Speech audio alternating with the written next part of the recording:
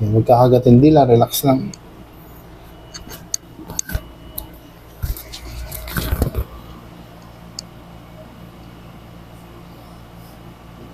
Masakit sa tenga.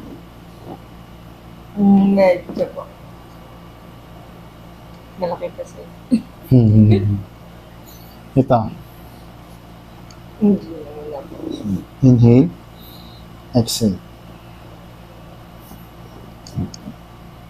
Relax lang. Inhale. Blow.